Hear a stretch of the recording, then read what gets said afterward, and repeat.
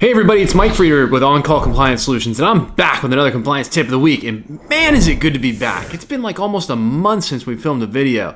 Hey, you know what? Today, we're going to be talking about what you need to know about the recent CMMC 2.0 final rule and release. It's going to be an exciting one.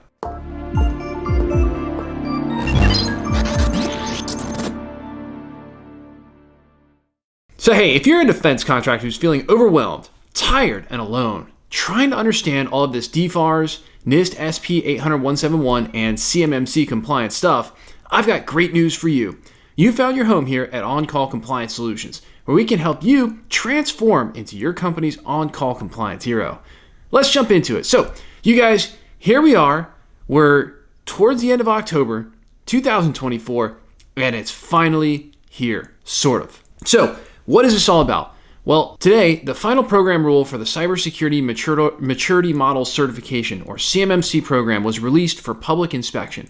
That's right, public inspection. That means that you get just a few days to preview this incredible 470-page masterpiece of a law, along with the government's commentary on what it received, along with the public comments, for just a few days until the official rule is published in the Federal Register coming up on Tuesday, October 15th. So the final rule more or less confirms that CMMC is aligning with the FAR and DFARS regulations. When it comes to mandatory information security requirements, that must be in place prior to an award of government and defense work for defense contractors. It is also going a bit further than expected in clearly identifying the 24 NIST SP 800-172 requirements that are mandated in CMMC Level 3 for certification at that higher level. With this publication, we get confirmation of tons of stuff we already knew.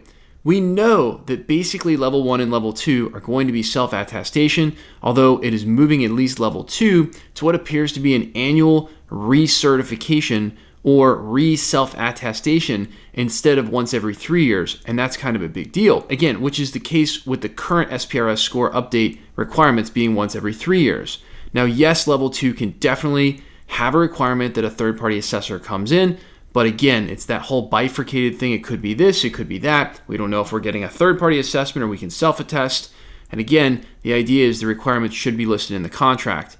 But there is always that chance that they could mandate all of a sudden in the middle of your contract that they be able to come in and inspect. So it also discusses the idea that some CMMC Level 2 required contractors who handle more sensitive types of CUI may be required to have a third party come in and assess them. That is a C3PAO, no, not from Star Wars, from right here on Earth, or a certified third party assessor, and validate that they are in fact operating as they say with all requirements actually implemented. No word yet on whether R2-D2 will make a required appearance with the C3PAOs, but hopefully he's in tow. So look, guys, it's just kind of a joke that won't die, all right? I have to. And, to some extent, you know it. All right, plans of action and milestones are here to stay, ladies and gentlemen. However, not in the way that they used to be. It appears that once the final award is in your hands, you will only have 180 days to close out any remaining POAM items and become compliant, or you may risk immediate work stoppage or even losing your contract, which is pretty serious stuff. Now, this announcement is a pretty lengthy one, all right? 470 pages of CMMC final proposed rule and commentary. But I dug out this section that I think is solid information for you to know about if you're a defense contractor. So it says, businesses in the defense industrial base should take action to gauge their compliance with existing security requirements and preparedness to comply with CMMC assessments. Members of the defense industrial base may use cloud service offerings to meet the cybersecurity requirements that must be assessed as part of the CMMC requirement. The DoD CIO DIB security program has compiled a list of current resources available at dibnet.dod.mil under the DoD DIB Cybersecurity as a Service, or CSAS. It's a whole lot of acronyms there. Service and support. Now, sidebar, I took a look at this resource page to see if there was anything helpful here at all. I'm sorry. I have to tell you, the answer is nope. Same useless resources as before, and while I do see a note about Project Spectrum here's the reality. Project Spectrum is an agonizingly long program for any small business to go through that is full of time-wasting activities and missed connections. All right, guys, it's just not really going to actually help you. Guys, I'm just here to be honest with you. If you are a small business and you will waste far less money and time just paying to have this done for you as a possible versus trying to do it all on your own. Now, again, Project Spectrum probably has some good stuff somewhere in it, but it's just so long and agonizing to work with the government on this program that I just don't think it's going to move at the speed you need to move at if you're a defense contractor. Let's be honest, you need to win your work or retain your work now.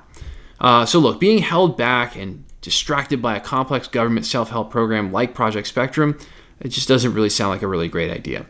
I for sure applaud the effort to help, but it's just so long and arduous to go through for most small businesses that it's just going to be a non-starter.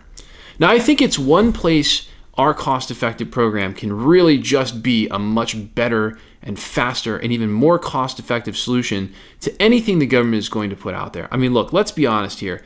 The government's awesome, all right? They do some amazing things. I actually happen to think a lot of these compliance standards are incredible. I think that there's a lot of things that the government does right. But man, when it comes to this like Project Spectrum self-help type portal thing, whatever it is, it's rough. It's really rough. And I actually don't know any contractors who have actually successfully completed it and gotten themselves into a ready state. Now, I'm sure that they're out there. If you know of any, don't tell me who they are, but I don't know. Maybe it's something we can learn more about. But again, every time I look at this thing, I just go, man, it's at least 6 to 12 months for even getting through it. And I'm not really even sure it's really directly getting you through DFARS NIST and CMMC compliance. Anyway. So look, back to reading from the statement. I know, going off the record here, but that's sometimes what we do here for fun on YouTube. The DoD's follow-on Defense Federal Acquisition Regulation Supplement rule change to contractually implement the CMMC program will be published in early to mid-2025.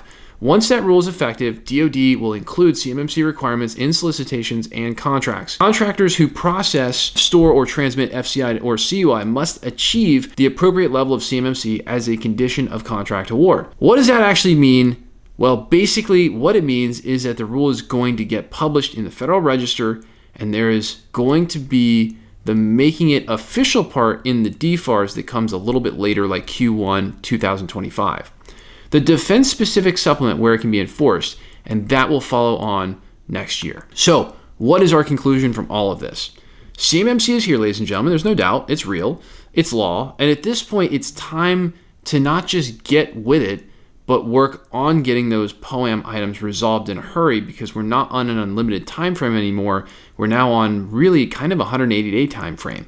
And if you need help with this, well, I have great news. Because at OnCall, we take defense contractors just like you who have had this DFARS, NIST, CMMC, ITAR, and EAR information security compliance stuff dropped in their laps like a seagull on a sunny day.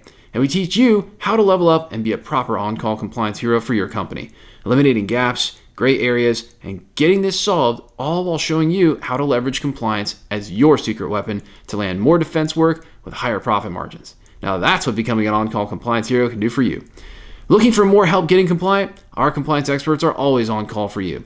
Visit CMMCComplianceSecrets.com or check out the description below for links to get help right now. If you love the content we're putting out here for you, help us out with a big thumbs up on that like button, or even better, smash the subscribe button to get the latest compliance content as soon as our compliance nerds roll it out.